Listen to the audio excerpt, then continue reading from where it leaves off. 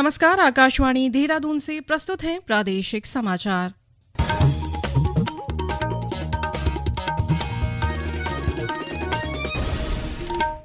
पहले मुख्य समाचार। आईसीयू सेवाओं की गुणवत्ता और मानक तय करने के लिए उत्तराखंड में बड़ी पहल। स्वास्थ्य सचिव की अध्यक्षता में आयोजित कार्यशाला में विशेषज्ञों ने महत्वपूर्ण सुझाव दिए।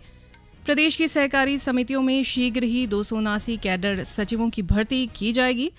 राज्य में स्वस्थ नारी सशक्त परिवार अभियान के तहत आयोजित किए जा रहे स्वास्थ्य शिविरों में अब तक 6,59,000 से अधिक लोगों ने लाभ उठाया।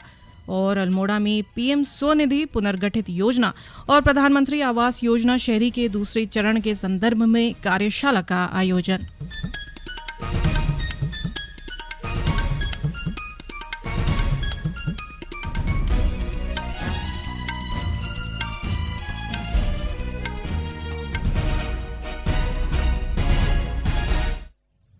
प्रादेशिक समाचार के साथ मैं व्याख्या चंदोला और अब समाचार विस्तार से। सर्वोच्च न्यायालय के आदेश के अनुपालन में उत्तराखंड सरकार ने राजकीय और निजी अस्पतालों में आईसीयू सेवाओं को लेकर गंभीर पहल शुरू की है। प्रदेश के स्वास्थ्य विभाग ने राज्य के विभिन्न मेडिकल कॉलेजों और अस्पतालों के विशेषज्ञों के साथ मिलकर आईसीयू संचालन के मानक और गुणवत्ता सुधार के लिए विस्तृत सुझाव तैयार करने की प्रक्रिया शुरू कर दी है। आईसीयू संचालन से संबंधित वर्तमान गाइडलाइन को और प्रभावी बनाने के लिए स्वास्थ्य सचिव डॉ आर राजेश कुमार की अध्यक्षता में देहरादून में महत्वपूर्ण कार्यशाला आयोजित की गई। इस दौरान प्रदेश के राजकीय निजी मेडिकल कॉलेजों और चिकित्सालयों के विशेषज्ञ चिकित्सकों द्वारा आईसीयू के मानकों पर विस्तार से चर्चा की गई। स्वास्थ्य सचिव ने कहा कि इस कार्यशाला से प्राप्त सुझावों को संकलित कर सर्वोच्च न्यायालय को भेजा जाएगा। इससे न केवल आईसीयू संचालन के मानकों को और बेहतर बनाया जा सकेगा, बल्कि मरीजों को गुणवत्तापूर्ण और सुरक्षित सेवाएं भी उपलब्ध होंगी। प्रदेश के सहकारी विभाग के अंतर्गत संचालित सहकारी समितियों में शीघ्र ही 279 कैडर सचिवों की भर्ती की जाएगी। सहकारिता मंत्री डॉ धन सिंह रावत ने देहरादून में विभाग की समीक्षा बैठक में सहकारी समितियों में लंबे समय से रिक्त 279 कैडर सचिवों की शीघ्र भर्ती करने के निर्देश दिए। उन्होंने कहा कि कैडर सचिवों की नियुक्ति से प्राथमिक सहकारी समितियों में पारदर्शिता के साथ काम होंगे, साथ ही समितियां आर्थिक रूप से भी मजबूत होंगी। इसके अलावा समितियों के कार्यों में तेजी आएगी, जिससे अंतिम पंक्ति में खड़े व्यक्ति को प्रत्यक्ष लाभ मिल सकेगा। बैठक में सहकारिता मंत्री ने अंतर्राष्ट्रीय सहकारिता वर्ष के उपलक्ष्य में आगामी 3 अक्टूबर से 31 दिसंबर तक प्रदेश भर में विशेष थीम पर आधारित सहकारी मेलों के आयोजन की तैयारियों की भी समीक्षा की और अधिकारियों को जरूरी निर्देश दिए। इसके अलावा उन्होंने उत्तराखंड आवास एवं निर्माण सहकारी संघ के कार्यों की भी समीक्षा की। उन्होंने आवास संघ के तहत संचालित विभिन्न निर्माण कार्यों की प्रगति की जानकारी लेते हुए विभागीय अधिकारियों को सभी निर्माण कार्यों को पारदर्शिता व गुणवत्ता के साथ समय पर पूरा करने के निर्देश दिए। विश्व मानक दिवस 2025 के उपलक्ष्य में भारतीय मानक ब्यूरो BIS देहरादून शाखा द्वारा हरिद्वार में मानक महोत्सव का आयोजन किया गया। इस अवसर पर उद्योगों के प्रतिनिधियों, ज्वेलर्स, स्कूली छात्रों, सरकारी विभागों के अधिकारियों और आमजन ने भाग लिया। राज्यसभा सांसद नरेश बंसल ने कहा कि प्रत्येक उत्पाद मानकों के अनुरूप ही निर्मित होना चाहिए। उन्होंने कहा कि सतत विकास लक्ष्यों को हासिल करने के लिए सभी हितधारकों को मिलकर कार्य करना होगा।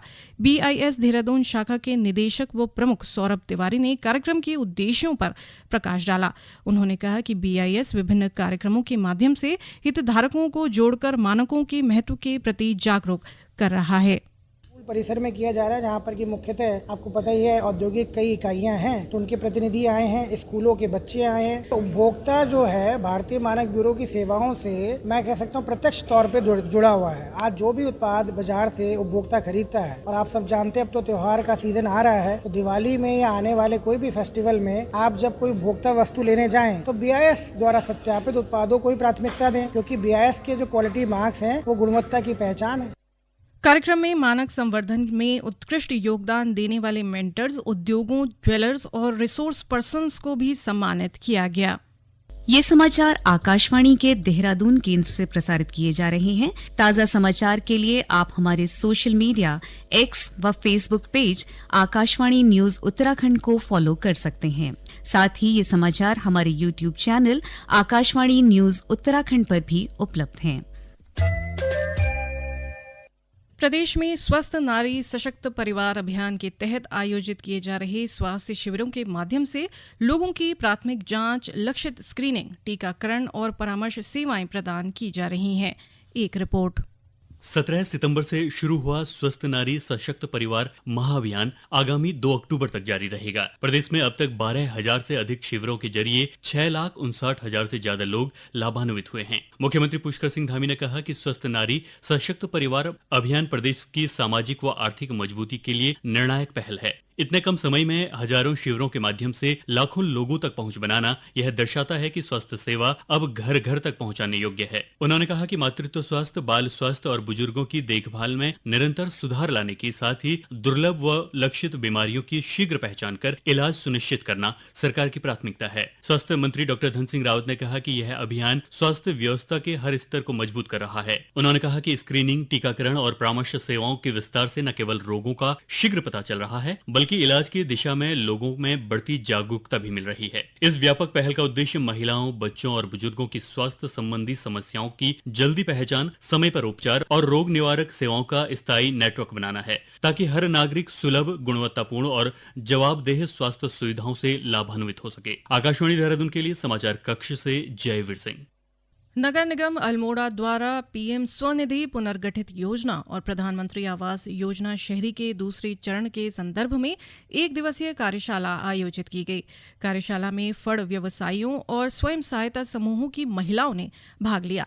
राष्ट्रीय शहरी आजीविका मिशन की शहरी प्रबंधक शांता गुरुरानी ने कहा कि पीएम स्वनिधि पुनर्गठित योजना का उद्देश्य फड़ व्यवसायियों और महिला समूहों को आत्मनिर्भर बनाना, आजीविका संवर्धन, वित्तीय समावेशन और डिजिटल ट्रांजैक्शन को प्रोत्साहन देना है। फड़ फेरी व्यवसायियों को जो ये पुनर्गठित योजना में अब यह प्रावधान है कि हम पहली किस्त में 10,000 देते थे, लेकिन अब 10,000 की जगह उन्हें पहली किस्त में 15,000 दिया जाएगा। दूसरी किस्त में हम उनको 20,000 देते थे, अब उन्हें 25,000 दिया जाएगा। और तीसरी किस्त में हम 50,000 देते थे, वो 50,000 के साथ उन्हें क्रेडिट कार्ड की सुविधा दी जाएगी, जिससे कि वो घर के सामान को खरीद सकते हैं। इसके अलावा जो हमारा लोक कल्याण मेला हुआ था, इसमें हमारा बैंकर्स को बुलाने का मेन उद्देश्य ये था, जो अधिक से अधिक डिजिटल लेन देन, जो भी हमारे फड़ फेरी व्यवसाय सामान बेचते हैं, तो वो पैसे न लेकर के उनको UPI ID दी जाए, QR कोड दी जाए, ताकि वो अपना डिजिटल लेन देन करेंगे। उत्तराखंड के सूचना एवं लोक संपर्क विभाग के महानिदेशक और उत्तराखंड फिल्म विकास परिषद के CEO बंशीधर तिवारी ने कहा है कि राज्य में फिल्म शूटिंग के लिए बेहतर माहौल है। फिल्म उद्योग को प्रोत्साहन मिल रहा है और अन्य राज्यों की तुलना में प्रदेश सरकार की ओर से अनुदान धनराशि भी ज्यादा दी जा रही है।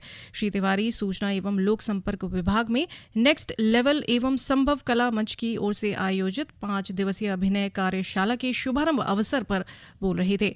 उन्होंने कहा कि उत्तराखंड में प्रतिभाओं की कमी नहीं है और उन्हें बेहतर मंच देने की जरूरत है।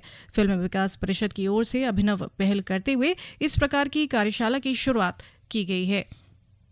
भारत ने रेल आधारित मोबाइल लॉन्चर प्रणाली से मध्यम दूरी की अग्नि प्राइम मिसाइल का सफल प्रक्षेपण किया है।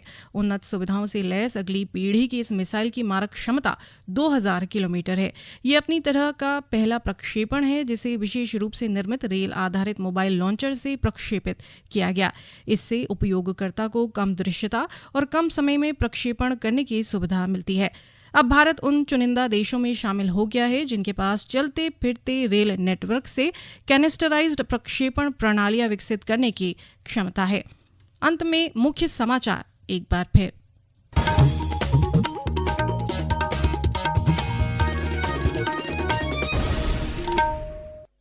ICU सेवाओं की गुणवत्ता और मानक तय करने के लिए उत्तराखंड में बड़ी पहल। स्वास्थ्य सचिव की अध्यक्षता में आयोजित कार्यशाला में विशेषज्ञों ने महत्वपूर्ण सुझाव दिए। प्रदेश की सहकारी समितियों में शीघ्र ही 279 कैडर सचिवों की भर्ती की जाएगी। राज्य में स्वस्थ नारी सशक्त परिवार अभियान के तहत आयोजित किए जा रहे स्वास्थ्य शिविरों में अब तक 6,59,000 से अधिक लोगों ने लाभ उठाया। और अल्मोड़ा में पीएम स्वनिधि पुनर्गठित योजना और प्रधानमंत्री आवास योजना शहरी के दूसरे चरण के संदर्भ में कार्यशाला का आयोजन। इसके साथ ही प्रादेशिक समाचार का ये अंक समाप्त हुआ। अगला समाचार बुलेटिन शाम 6:30 बजे प्रसारित किया जाएगा। नमस्कार।